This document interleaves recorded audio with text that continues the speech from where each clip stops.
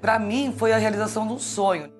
O leitor, a população, né, o cidadão campineiro, ele vivia, ele estava dentro do jornal. E o leitor ganhou muito com isso, porque não era um jornal Gillette Press, como era chamado antigamente. Você não ficava preso na redação, então isso era muito legal, sabia? Motivava as pessoas, os repórteres, os fotógrafos. Era o gosto pela matéria. Era um espírito de jornal que nos alimentava. Eu nunca vi esse jornal. Equipe coesa, combativa e que tinha muito respaldo nos movimentos sociais da cidade. Eu aprendi com o diário a ter determinação, garra, para ir atrás da notícia. Se você quer ler um bom jornal, compre o Diário do Povo.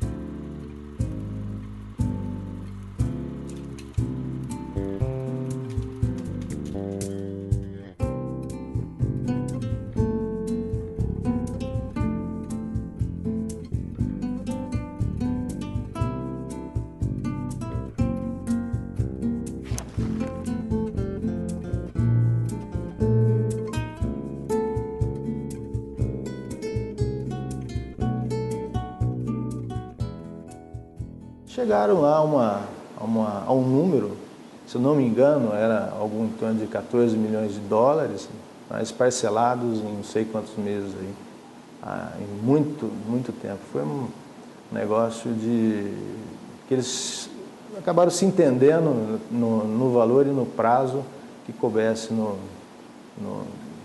nas condições do Correio Popular. Aí quando ele viu que não tinha mercado e o Correio Popular estava sedimentado nesse mercado que ele imaginava que pudesse atuar, aí ele tomou essa decisão, né, de vender. Foi aí que ele me procurou. Ele falou assim, olha, Cláudio, eu queria que você tentasse falar com o pessoal do Correio, mas não fala que eu quero vender o jornal para eles, fala que eu quero comprar o Correio Popular. Uma sala de convenções preparada para uma reunião, e aí o ex-governador falou na hora lá, falou assim, olha, na realidade eu não quero comprar o Correio Popular, eu quero vender o Diário do Povo para vocês. Aí teve assim, um espanto e tal. O Quercia, ele era um grande negociante, ele sabia negociar muito bem, foi uma estratégia.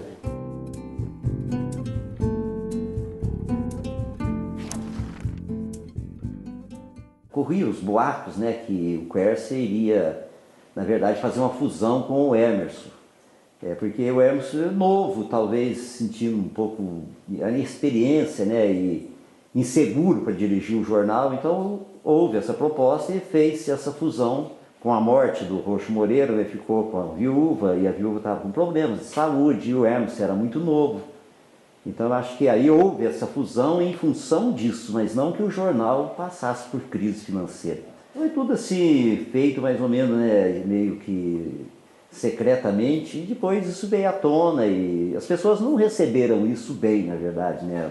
Quer dizer, os jornalistas, editores, fotógrafos, porque você tinha, o jornal era um jornal que ele combatia mesmo, sabe? Ele não tinha, como dizer assim, posso dizer, o rabo preso com ninguém. Ele fazia matérias de interesse da sociedade.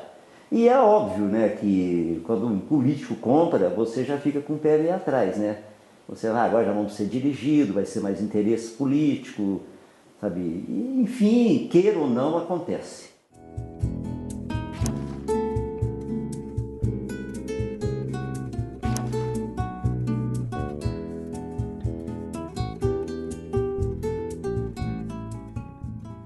Houve várias tentativas de negociação do sindicato e da redação com a diretoria do jornal, buscando um reajuste salarial.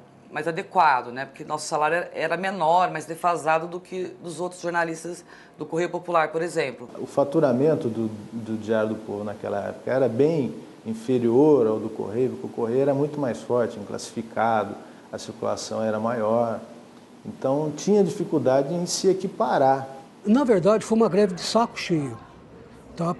Por causa do uso político que o dono do diário à época, que era o Orestes Quercia, ele estava fazendo. Nesse ano, o Quercia saiu candidato ao governo do estado, posteriormente ele ganhou, veio a ser governador. Então, nesses últimos meses da campanha eleitoral, ele fez um uso abusivo do diário, tá? Manchou o nome do diário, o diário tinha uma alta credibilidade na cidade e também mexeu com a ética profissional dos jornalistas do diário. Então era uma greve do saco cheio mesmo, sabe? Era uma greve que tinha uma reivindicação econômica, né? Mas embutida tinha toda essa insatisfação.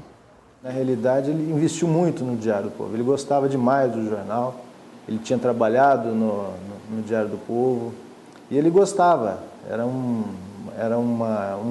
brinquedo que ele gostava, ele atuava, a atuação do jornal ela era até mais jornalística do que política, até muitos reclamavam disso, pô, você é político e não explora o jornal politicamente como deveria, né? Foi interessante como todo mundo se uniu de tal forma que, mesmo depois trabalhando em vários veículos, eu nunca cheguei a ver uma união tão grande.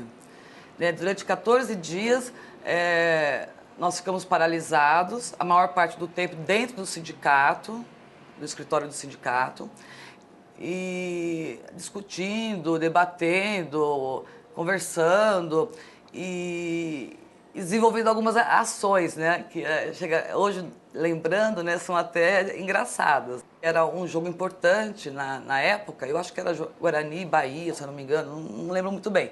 Mas era um jogo que o estádio estava lotadíssimo e nós fomos com faixas gigantes e chegamos na torcida do Guarani, uniformizada, e comentamos, ó, nós estamos em greve, nós somos do Diário do Povo e tal. Na hora, eles inventaram uma musiquinha, né? Usando o jingle do Quercia, né, que tinha sido candidato a governador, e o sol nasceu para todos e também para você, paga a Quercia para a gente comer. Então, foi assim, imagina o estádio cantando aquela música junto com a bateria e tal, foi assim muito legal, sabe? Quando o Quercia, já eleito governador, ele foi anunciar o segundo escalão no escritório político que ele tinha na 9 de julho em São Paulo, nós chegamos a fazer um protesto lá na frente. Era um grupo pequeno, era só a redação do diário, né? Mas a gente fez bastante barulho com megafone, né? E entregamos panfleto. Ele chegou a nos receber, mas não saiu nada de concreto dali. Explicou, né, como bom político, né, que ele não estava na direção do jornal, que ele não tinha nada a ver com isso e que nós tínhamos que negociar com a família. Mas se prontificou a intermediar, a conversar com a família para tentar uma abertura de negociação. Na verdade, isso acabou não acontecendo, né? Tanto que a greve foi a julgamento do TRT.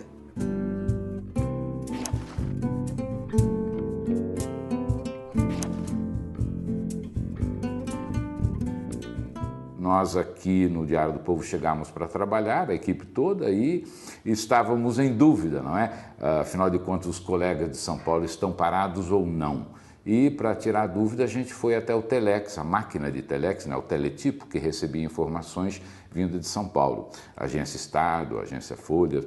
E ao ler essas informações, a gente viu que elas estavam vindo em espanhol, informações do exterior, né? Chegavam em espanhol, ou seja, não existia jornalistas tradutores trabalhando naquele período e, portanto, existia uma greve configurada. E foi aí que a gente decidiu no Diário do Povo, isso foi por volta do dia 20 e 21 de maio de 1979, a gente decidiu então paralisar as atividades. E nós estávamos assim motivados a parar as atividades caso os empregadores, os patrões, não atendessem à nossa reivindicação. Era por um reajuste de 25%. Foi o que aconteceu.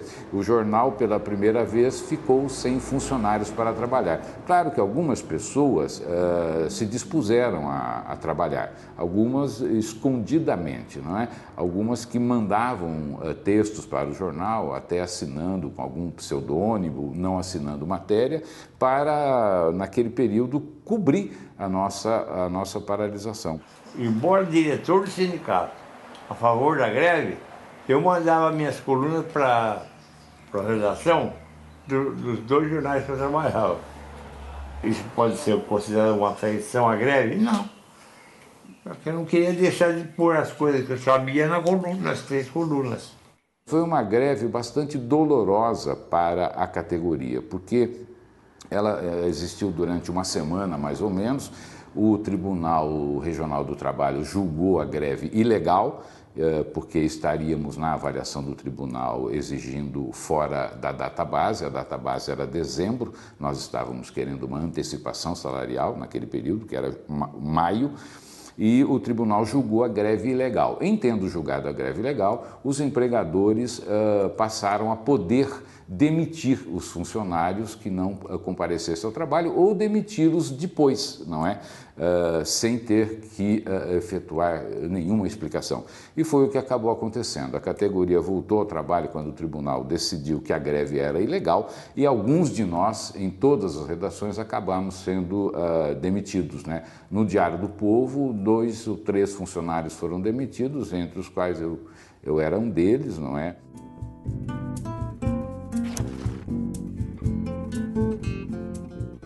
A Sinfônica de Campinas, ela representou o país na campanha das diretas já, pela redemocratização do país. Então não era uma orquestra qualquer, ela nasceu com a mesma qualidade, a mesma categoria de uma Unicamp, por exemplo. Ela foi um dos elementos simbólicos a projetar Campinas nacionalmente e internacionalmente. Alguns vereadores despreparados da Câmara Municipal de Campinas entenderam que ela consumia muito dinheiro e que aquele dinheiro, quer dizer, era preciso acabar com a cultura para atender os bairros da cidade. Esse entendimento levou os vereadores a convocarem uma sessão secreta numa terça-feira, que não era própria, as sessões ocorriam às segundas e às quintas, e nessa sessão eles iriam extinguir a Orquestra Sinfônica de Campinas, né? Da noite para o dia, 100 famílias de músicos iam acordar desempregadas, né? E mais do que isso, né? O símbolo que era a Sinfônica, o símbolo da cidade, né? da terra de Carlos Gomes, ela iria simplesmente desaparecer. Só que nesse momento eu era o setorista de política do jornal Diário do Povo, né? E tive algumas preocupações na tarde e na noite da sessão ordinária, da sessão normal. O diário oficial do município havia desaparecido. A edição do sábado, que convocava a sessão extraordinária para terça-feira, e que continha, portanto, o ato de revogação da criação da lei que criou a Orquestra Sinfônica de Campinas, sumiu. O diário oficial, os vereadores tiraram de circulação para ninguém saber dessa sessão. Eu saí à cata de qualquer coisa que eu pudesse achar no caminho. E de repente eu achei a edição de um diário oficial jogada num cesto de lixo na parte mais baixa da Câmara, que era o depósito das coisas. E lá dizia claramente, ou obscuramente, ficam os vereadores convocados para a sessão extraordinária do dia tal, para votar a lei que revoga a lei número tal. Estourei o arquivo, eu digo isso com orgulho, hoje eu não faria isso, né, porque é um método dúbio de obtenção de informação. Consegui a ficha do número da lei e descobri que aquela lei que ia ser revogada era a criação da Sinfônica. Aí, assustado, eu saí pela janela da Câmara, né, não sem antes levar uma baita de uma sanefa de madeira, de uma cortina que caiu na minha cabeça. Chovia, eu protegi as coisas na camisa e saí correndo 3 horas da manhã, 3h20 mais ou menos já, pela rua Bernardino de Campos, até o bilhar de Estrela d'Alva, onde todos os editores do jornal Diário do Povo iam para lá depois do fechamento. Eu cheguei na mesa dos editores e falei, olha, precisamos reabrir o jornal, né? Aí o Zaiman, que era o editor, Ele pegou qualquer coisa, assim, um cigarro, e pôs na minha boca simulando um termômetro, né? E ele me disse, você está doente, você está com febre, vai para casa. Abriu um jornal às 3h30 da manhã, você está brincando comigo. O Romeu Santini, diretor do jornal, falou, peraí, meu filho, o que você tem aí? Ele falou, olha, vão acabar com a Sinfônica amanhã. Abriu o Diário Oficial, ninguém entendeu nada, eu joguei a ficha da criação da lei em cima do Diário Oficial e ninguém falou nada. Parece que houve uma compreensão assim coletiva, né? Todo mundo largaram tudo, né? Saímos correndo pela rua Barão de Jaguar até a sede do Diário do Povo, na César Berrenbach, e reabrimos o jornal, já era quase 4:20 da manhã, nós reabrimos um jornal de chumbo para chamar a atenção do público de que a Sinfônica seria extinta. O universo cultural do Brasil se mobilizou, os artistas da Globo, Nissete Bruno, o marido dela, né? E todos os maestros, Karabichevski, inclusive, né? Lourenção, Walter Lourenção, todos eles vieram à Câmara com narizes de palhaço, nariz de cera, vermelho, né? E fizeram o seu protesto e a Câmara não teve a coragem de extinguir a Sinfônica.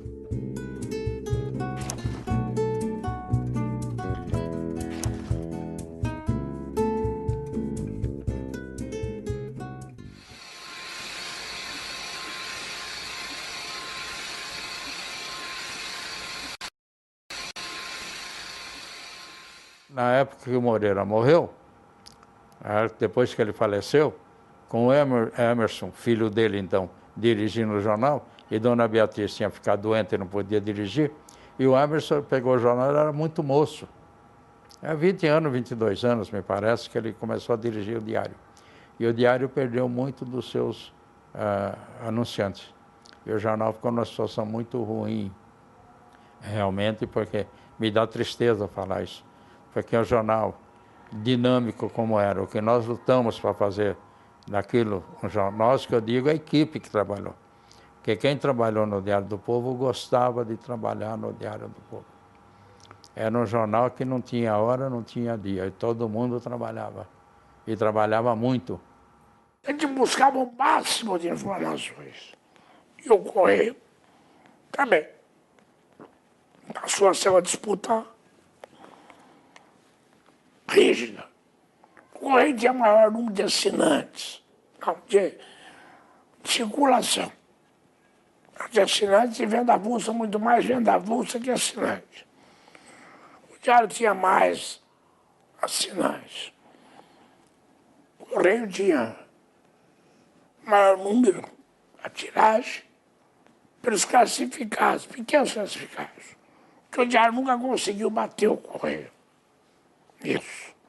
O Diário foi o primeiro jornal do interior do Brasil a ter um aparelho de receptão de radiofoto, era muito caro, a ter telex, a fazer convênio com a agência do Jornal do Brasil e o Estado.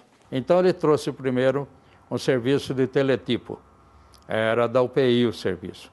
E isso trazia notícias do mundo inteiro sem parar. Era dia e noite e aquele teclado batendo. Aí ele contratou serviço de radiofoto, também com a UPI. Então o que acontecia no mundo, às 5 horas o jornal dele recebia as fotos aqui na redação dele. Nessa época, a primeira experiência, não tinha cor, né? Tudo preto e branco, com máquina de escrever, laudas, papel carbono. Na segunda fase, vêm os computadores e logo em seguida veio a cor, a cadernização, né? Que não havia, né? Os cadernos separados, era tudo embolado, né? Era um caderno só. O primeiro caderno que ele fez foi o caderno feminino, que foi um caderno grande, bom, editado aos domingos e com material, com papel especial. Aí veio o caderno de esporte, veio economia, veio ciência. Ele foi colocando muita gente e trazendo mais repórteres. É claro, o jornal foi crescendo. O Diário não tinha mais onde crescer fisicamente na César Berrenbach, 72. Então ele passou para 77. E aí depois, ele contratou. Aí ele montou o laboratório fotográfico e contratou o laboratorista E no departamento feminino, então, a esposa dele, a dona Beatriz, é quem tomava conta, quem editava o departamento feminino.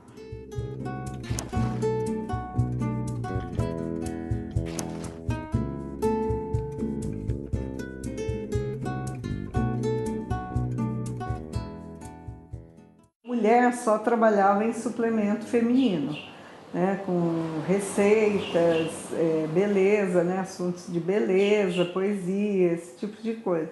Aí eu fui, conheci tudo arrumadinho, quietinho, né?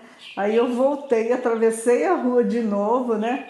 E falei e subi lá e pedi para falar com o Romeu Santini de novo. Eu disse, olha, eu fui lá, conversei, mas se eu for trabalhar como jornalista, não é lá que eu quero trabalhar aqui na redação, né? Ele falou, por quê? Porque eu quero entrevistar prefeito, governador, presidente da república. Aí ele olhou e falou, você quer fazer um teste para ver se você se dá bem, né? Eu falei, eu quero, né? Se o senhor permitir, eu faço. Então volta aqui amanhã, tal hora, marcou um horário, eu fui lá. Eu cheguei lá, falei, eu vim para fazer o teste. Ele falou, então vai com o fotógrafo cobrir uma enchente que deu num colégio lá em Souzas. Aí eu saí com o repórter, com um papel para anotação, a velha lauda, né, dobrada, com uma caneta, e fui para Souzas. O fotógrafo xingando até a última geração, porque ele falava, uma foca, você não sabe nada, você sabe o que você vai fazer lá? Eu falei, não sei, mas eu vou tentar, né? E aí que eu me dei conta que eu era a única mulher, entendeu? E foi assim, vendo, né, as pessoas chegando para trabalhar, não tinha nenhuma mulher. E banheiro, tinha um banheiro masculino só. E lá pelas tantas, eu olhava no banheiro, tinha gente fazendo xixi de porta aberta, porque era um ambiente masculino. E uma manhã eu estava na sala do Roxo Moreira, que não era nem no mesmo prédio, prédio de frente. Entrou o diretor comercial. Ele mandou chamar para conversar na minha frente ali, ele conversou, que era aniversário do jornal em janeiro, 20 de janeiro. E sendo aniversário, os jornais costumavam fazer edições especiais. Claro, buscava patrocinadores para isso. Perguntou como está a edição de aniversário. O diretor começou a falar, uma página nós já temos. Ah, que bom. E quem? Da prefeitura. É que o jornal escreve quase todo dia, mostra as falhas da administração, pode publicar uma página. Ele dizendo todas as coisas boas para favor dele. Para o leitor, isso é uma incoerência. Eu não aceito essa página. Pode tirar isso que nós não queremos. O Zé Augusto Roxo Moreira era um homem polêmico, diferente de tudo que se vê, e por incrível que pareça, ele era um homem pirracento, porém extremamente sentimental. Ele era um homem difícil de lidar, muito difícil. Era bastante nervoso, tenso, exigente, polêmico. Gostava de brigar com o diretor quando via um erro no jornal. Ele lia o jornal de ponta a ponta e não perdoava o menor erro. Me ligava muitas vezes, que eu estava com gente na sala e eu não podia responder. Ele se aborrecia muito mais por eu não responder, por eu não discutir, por não debater. Mas era em compensação o homem de coração bom. Saimão de Brito Franco, quando ele morreu, escreveu um artigo, tinha uma frase, que ele tinha um soco armado que ele nunca desferiu. Mas o Moreira, ele tinha um gênio que todo mundo falava, agressivo. Mas essa agressividade dele, eu aprendi uma convivência de 10 anos, era apenas para que ninguém descobrisse que ele era um homem sentimental. Eu acho que ele tinha medo de que alguém falasse que ele era sentimental. É uma frase dele. O mundo tem rotineiros e pioneiros. Eu quero ser um pioneiro.